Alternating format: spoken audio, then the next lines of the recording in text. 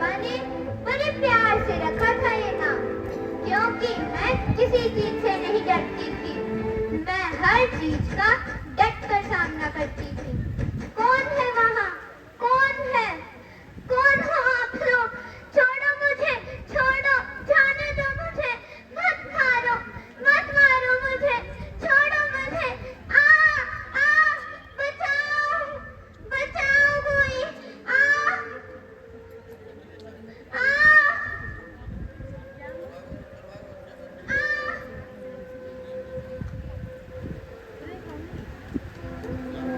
एक बात मुझे बतला दो, मैं लक्ष्मी हूँ या मनोरंजन का साधन?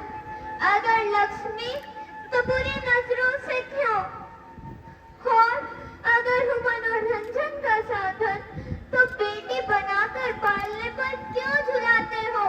बहन बनाकर राखी क्यों बंधवाते हो? उस दिन रात के 8 बजे थे। मैं और मेरे दोस्त मूवी देखने गए थे। मैं बहुत खुश थी, मूवी भी अच्छी थी, लेकिन आने में थोड़ा लेट हो गए, इसलिए घर आने के लिए कोई टैक्सी नहीं मिली, तो हम एक बस में ही चढ़ गए। बस पूरी खाली थी और बस में चढ़ते ही मुझे कुछ अच्छा नहीं लगा।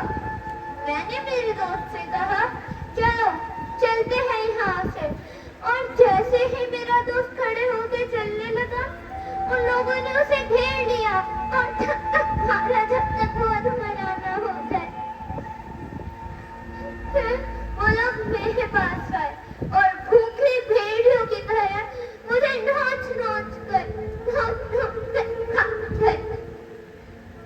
मैं रोई, मैं चिल्लाई, लेकिन चलती बस में किसी को मेरी आवाज नहीं सुनाई दी।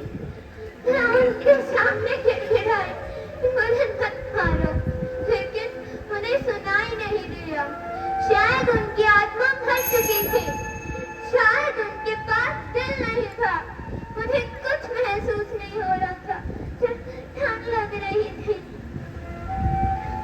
और फिर जब उन्हें लगा कि अब मैं मरने वाली है, तो पता है क्या किया? चलती बस से फेंक दिया मुझे और मुझे जाना पड़ा। डोली उठानी थी मेरे माँ बाप को मेरी, और उठाई मेरी अस्थियाँ।